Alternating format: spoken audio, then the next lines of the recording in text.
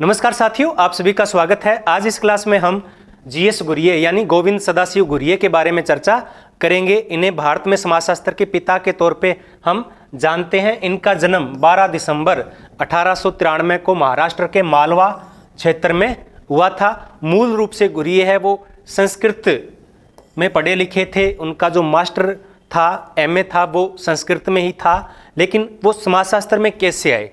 1919 में पैट्रिक गिड्स ने बम्बई विश्वविद्यालय में समाजशास्त्र विषय को पढ़ाना शुरू किया था। तो एक दो व्याख्यान उनके जीएस घुरिये ने सुने थे। तो इनसे प्रभावित होकर यानी पैट्रिक गिड्स से प्रभावित होकर जीएस घुरिये का झुकाव है वो समाजशास्त्र की ओर हुआ। फिर इन्होंने उनके निर्देशन में एक पेपर लिखा था और उस पेपर की बदौलत उनको स्कॉलरशिप मिली थी और वो बाहर कैम्ब्रिज विश्वविद्यालय में अध्ययन के लिए चले गए थे। उन्होंने वहाँ से अपना पीएचडी पूरा किया था।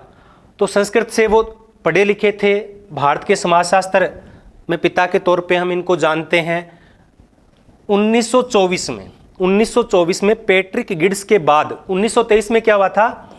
1923 में जीएस घुरिये कैम्ब्रिज से अपना शोध कार्य पूर्ण करके भारत में आ चुके थे। 1924 में पैट्रिक गिड्स के स्थान पे इनको समाजशास्त्र का विभागाध्यक्ष बनाया गया था और 1934 में ये समाजशास्त्र के प्रोफेसर बन गए थे और 1959 तक इन्होंने यहाँ पर अध्यापन कार्य करवाया। कुल 87 छात्रों को इन्होंने शोध कार्य करवाया और आज जिन हम समाजशास्त्र के तौर पे जिनको जानते हैं समाजशास्त्री के तौर पे, वो इनके शिष्य रहे हैं। इन्होंने 1952 में इंडियन सोशियोलॉजिकल सोसाइटी नामक एक संगठन बनाया था जो प्रथम समाजशास्त्रीय संगठन था और इसके अंतर्गत एक बुलेटिन निकला था, सोशियोलॉजिकल बुलेटिन। ये भारत का प्रथम जर्नल माना जाता है। इससे पहले एक जर्नल और निकला था, उस पर भी हम चर्चा करेंगे। तो जीएस घुरिये मुख्य रूप से संस्कृत में अध्यापन उन्होंने किया था, लेकिन बाद में वो समाजशास्त्र में आए थे। तो उन्होंने प्रसारवादी परिप्रेक्ष्य को अपनाया था। क्या होता है प्रसारवादी? कि संस्कृति का विकास कैसे हुआ, एक स्थान पे हुआ, वहाँ से दुनिया के अंदर उसका फैलाव हुआ, तो उसको कहते हैं प्रसारवादी या विसरणवादी परिप्रेक्ष्य। या फिर यूँ माने कि संस्कृति का जो उदय है वो दुनिया के विभिन्न स्थानों पर हुआ था, लेकिन जीएस घुरिये कहते हैं कि नहीं, एक ही स्थान पे हुआ था और वहाँ से उसका विस्तार है वो पूरे संसार के अंदर हुआ है।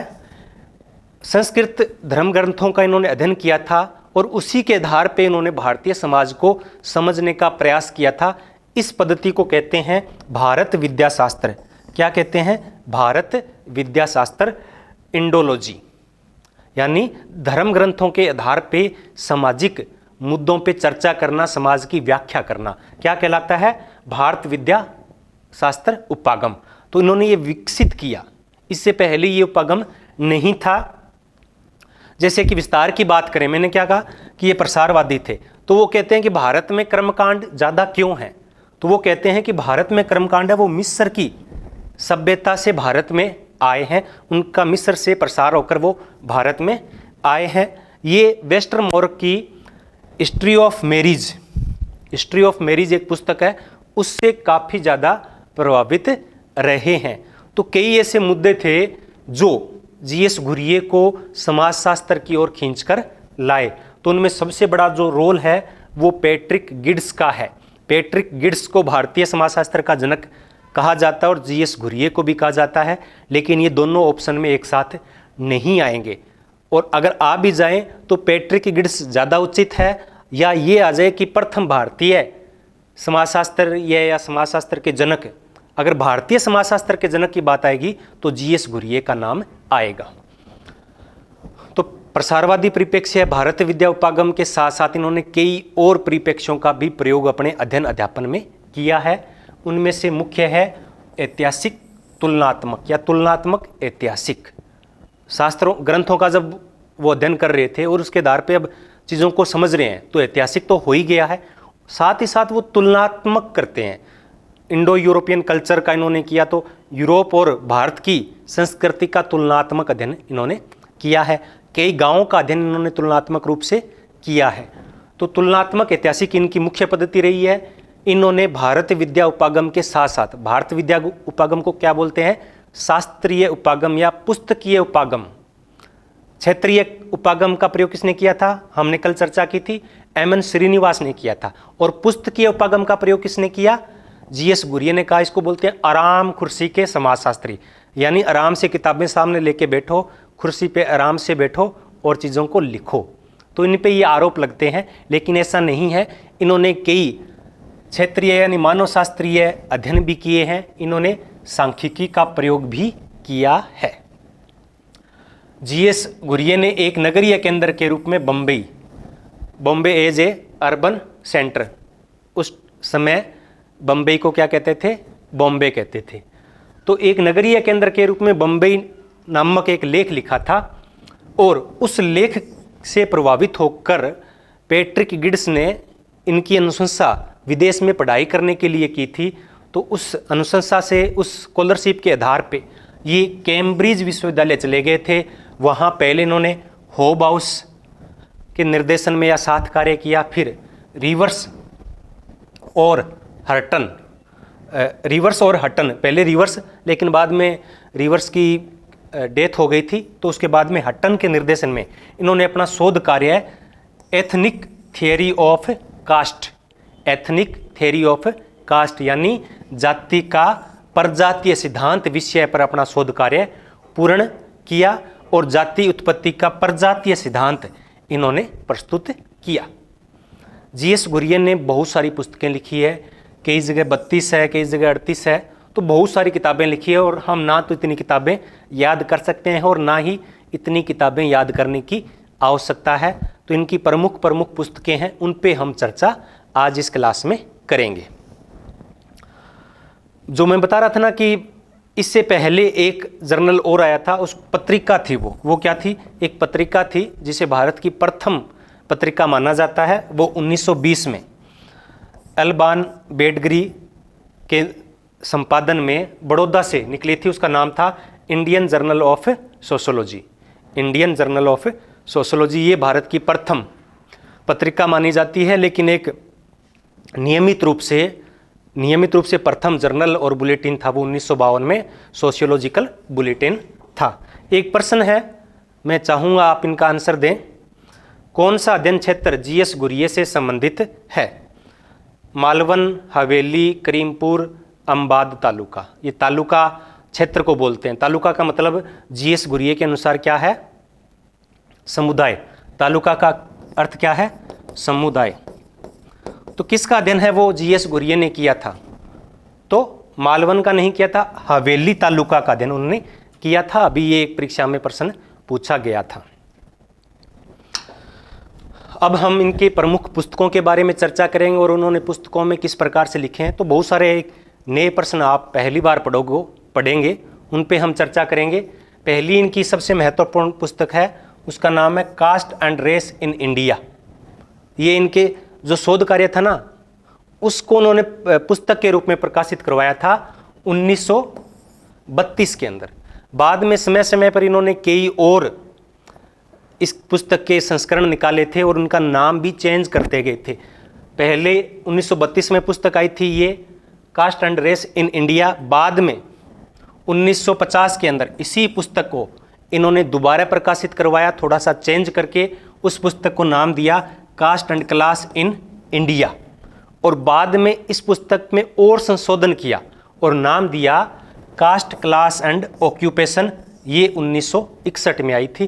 तो ये एक ही पुस्तक है, इनका शोध कार्य है, जो 3 अलग अलग नामों से अलग अलग समय में प्रकाशित हुई है। इसमें जाति के उद्भव से लेकर भविष्य तक की चर्चा की गई है। कुछ पुस्तकें हैं जैसे कि sex habits of middle class people, ये 1938 में है। बम्बई के जो मध्यम वर्ग है उनके सेक्स हैबिट्स का इन्होंने अध्ययन किया था। कल्चर एंड सोसाइटी 1945 में। संस्कृति एवं समाज, ये इनकी महत्वपूर्ण पुस्तक है। इसमें संस्कृति को कहते हैं कि संस्कृति सभ्यता है और इस व्यक्ति से अपने मस्तिष्क एवं व्यवहार में ढाल लेता है, सभ्यता को अपने व्यवहार में ढालता है।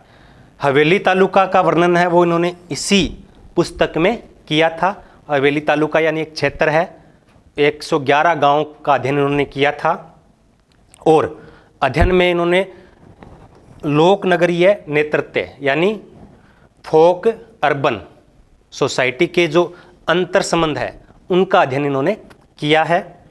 गांव को इन्होंने 4 भागों में बांटा है, 111 गांव है, इनको कितने भागों में बांटा, जनसंख्या के आधार पे 4 भागों में बांटा है। जो सबसे छोटी इकाई इन्होंने मानी है गांव की, सबसे छोटा गांव जिसकी आबादी 500 से कम हो उसको इन्होंने कहा है खेत का। क्या कहा है? खेत का। ये सबसे छोटा गांव होता है। इसमें इन्होंने जनसंख्या के 1891 से लेकर 1951 तक यानी 60 वर्षों के आंकड़े इन्होंने लिए हैं और इनके आधार पर इन्होंने अध्ययन किया है इस पुस्तक में।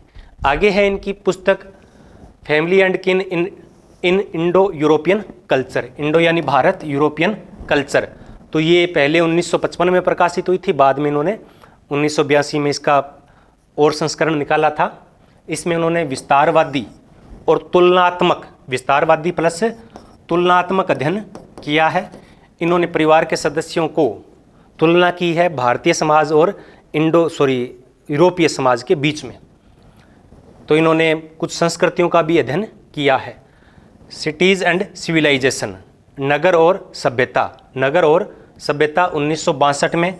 तो ये नगरीय समाजशास्त्र पर केंद्रित एक पुस्तक है। बम्बई को इन्होंने एक नगर के रूप में यहाँ पर दर्शाया है। एक है ऑक्सीडेंटल सिविलाइजेशन 1948, ऑक्सीडेंटल सिविलाइजेशन, ये जो पश्चिम की संस्कृति है, यूरोपीय संस्कृति है, उसका अध्ययन किया गया है 1300 ईस्वी से लेकर 1925 ईस्वी तक। गॉड्स एंड मैन, ये भी संस्कृति से जुड़ी हुई अवधारणा है। पुस्तक है इनकी 1962 में द शेड्यूल ट्राइब अनुसूचित जनजाति 1963। यह पुस्तक थी, वो पहले भी आई थी। उस पुस्तक का नाम था द अब original so called and their future, 1943 में हुई थी। बाद में इन्होंने इस नाम से, किस नाम से, द शेड्यूल ट्राइब के नाम से इसको दोबारा प्रकाशित करवाया था। इन्होंने जनजातियों के सुधार के लिए आत्मसात का सिद्धांत था, वो सुझाया था कि जनजाति पिछड़े हुए हिंदू है, इनका भारतीय समाज के साथ जो मुख्य जो संस्कृति के लोग हैं उनके साथ आत्मसात कर दिया जाए। Whether India 1974। आगे है bringing cauldron of North East India 1980 में। After a century and a quarter 1980 में। द महादेव कॉलेज, ये जनजाति है एक, 1963 में।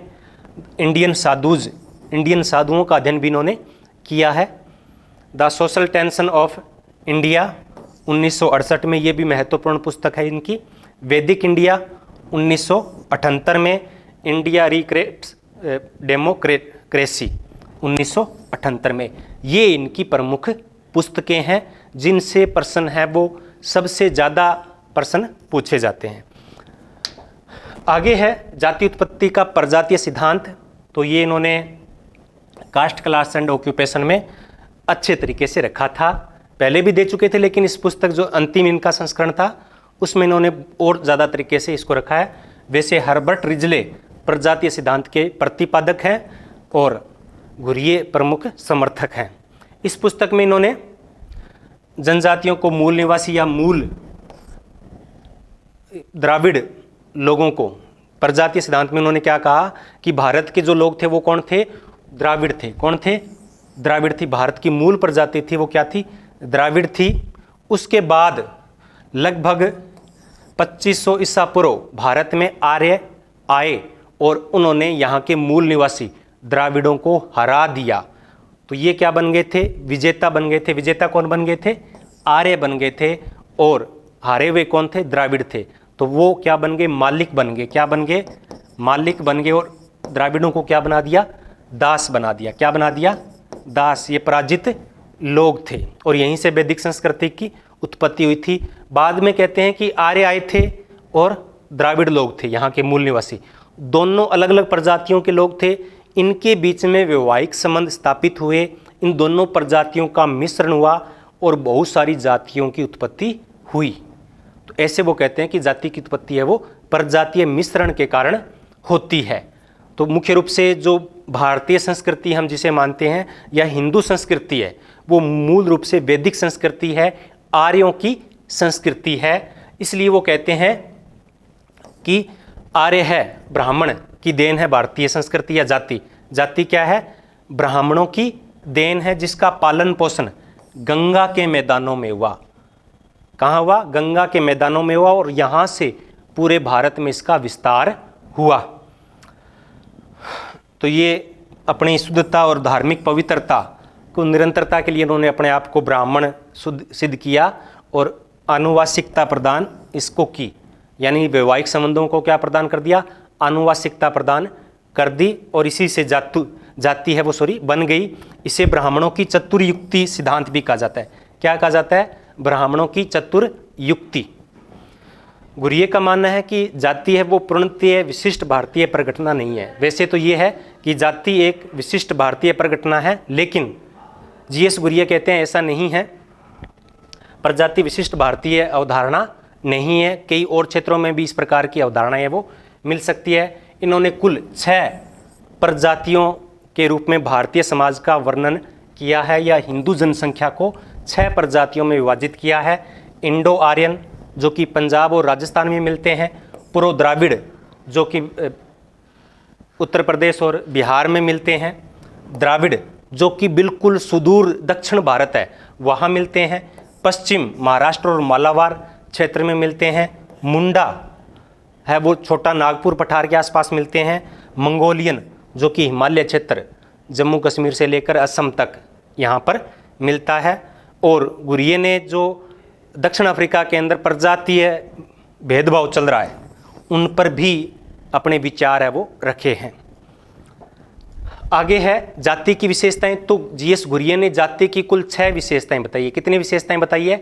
6 विशेषताएं बताई है। कोई परिभाषा नहीं दी है जाति की, केवल 6 विशेषताएं बताई है। 6 विशेषताएं कौन सी है? कि यह समाज का खंडात्मक विभाजन है, यानी समाज को 4 खंडों में विभाजित करती है। तो समाज का खंडात्मक विभाजन, और कहते हैं कि प्रत्येक जाति अपने खुद की शासक है। संस्तरण की व्यवस्था पाई जाती है कि यानी ये एक समान नहीं है, ये उच्चता और निम्नता का क्रम इनमें पाया जाता है, इसको बोलते हैं संस्तरण। परंपरागत और वंशानुगत व्यवसाय होता है, प्रत्येक जाति का अपना जातिगत व्यवसाय होता है, वो उसको छोड़ नहीं सकती। भोजन और सहवास यानी रहने संबंधी कुछ प्रतिबंध पाए जाते हैं कि कौन किसका कच्चा मांस खा सकता है, कौन यहाँ किसके पक्का मांस खा सकता है। ब्राह्मणों का भोजन है वो सभी ग्रहण कर सकते हैं, लेकिन अन्य जातियों के जो भोजन है वो ब्राह्मण स्वीकार नहीं कहते हैं। तो उन्होंने कुल 5 समूह बताए थे कि ये 5 समूह हैं जो आपसी भेदभाव करते हैं। अंतर्विवाही होते हैं, यानी अपनी ही जाति के अंदर विवाह करते हैं। धार्मिक और सामाजिक कुछ विशेषाधिकार होते हैं, जैसे ब्राह्मणों को धार्मिक विशेषाधिकार होते हैं, और कुछ निर्योग्यताएं थोपी जाती है, जैसे कि कुछ जाति विशेष को मंदिरों में प्रवेश की अनुमति नहीं होती है। तो ये 6 विशेषताएं बताई थी, लेकिन जाति की कुछ और विशेषताएं भी होती है, जैसे कि जाति की सदस्यता क्या होती है? जन्मजात होती है, लेकिन इसका वर्णन जीएस गुरिये ने नहीं किया। प्रश्न आ सकता है कि जीएस गुरिये ने जाति की कौन सी विशेषता का जिक्र नहीं किया? तो जन्मजात सदस्यता और जातियां विभाजित है, इनका वर्णन जीएस गुरिये ने नहीं किया है। आगे है जनजातीय अध्ययन। तो शेड्यूल ट्राइब में इन्होंने जनजातियों का अध्ययन किया था। जनजातियों को उन्होंने क्या कहा? पिछड़े हुए हिंदू। कि जनजाति लोग हिंदू ही है, उनके रीति रिवाज परंपराएं हिंदुओं के समान ही हैं, लेकिन वो जंगलों में रह गए, बाकी लोग मैदानों में आ गए, इसलिए हिंदू है लेकिन वो क्या है? पिछड़ गए हैं, अन्य हिंदुओं के मुकाबले पिछड़ गए हैं। और इनकी समस्याओं के समाधान के लिए पृथक्करण एल्विन ने दिया था, इसको सिद्धांत दिया था एल्विन ने अपनी पुस्तक लॉस ऑफ नरो में सिद्धांत दिया था राष्ट्रीय उपवन। क्या सिद्धांत दिया था? राष्ट्रीय उपवन नीति बताई थी इन्होंने कि उनको जिस प्रकार से बाघ अभयारण्य है उसी प्रकार से जनजातियों का भी अभयारण्य बना देना चाहिए, उपवन बना देना चाहिए। वहाँ उनको पृथक रखा जाए, उनको अन्य लोगों के साथ उनका मिश्रण नहीं किया जाए। अगर किया जाएगा तो क्या होगा, उनका आर्थिक शोषण होगा। लेकिन जीएस गुरिये ने कहा नहीं, ये नीति अच्छी नहीं है, इनका भी आत्मसात या सात्मीकरण होना चाहिए। वो पिछड़े हुए हिंदू है, अगर वो अन्य हिंदुओं के साथ संपर्क में आएंगे, उनका आत्मसात होगा तो वो भी पिछड़े नहीं रहेंगे, उनका पिछड़ापन दूर हो जाएगा। तो इन्होंने कोल्ली जनजाति का अध्ययन किया था और लोनी कांड गांव का अध्ययन भी किया था। आगे है राष्ट्रीय एकीकरण। तो राष्ट्रीय एकीकरण पे भी इन्होंने लिखा था और 5 समस्याएं बताई थी राष्ट्रीय एकीकरण में, 5 खतरे बताए थे। अनुसूचित जाति, जनजाति, पिछड़ी जातियां, धार्मिक अल्पसंख्यक और भाषाई अल्पसंख्यक, अगर इनका अन्य लोगों के साथ मिश्रण नहीं किया जाएगा, अगर इनका पृथक रखा जाएगा तो ये भारतीय राष्ट्रीय एकता के लिए खतरा होंगे। तो इसके लिए उन्होंने एकीकरण के लिए एक सिद्धांत दिया था, उसका नाम है सांस्कृतिक सहजातीयता, यानी पूरे जितने भी भारत के लोग हैं उनकी संस्कृति एक जैसी होनी चाहिए। इससे राष्ट्रीय एकीकरण को बढ़ावा मिलेगा। इसलिए वो जाति आधारित जो भी सभा होती है, आरक्षण है, जनगणना में जाति का जिक्र जो होता है, जैसे कि रिजले ने किया था। रिजले ने 1931 की जनगणना में क्या किया था, जाति आधारित जनगणना की थी। कब की थी, 1931 में, उसके बाद भारत में नहीं हुई है। तो उसका विरोध भी किया है कि इससे जातिवाद को बढ़ावा मिलेगा और राष्ट्रीय एकीकरण में बाधा उत्पन्न होगी।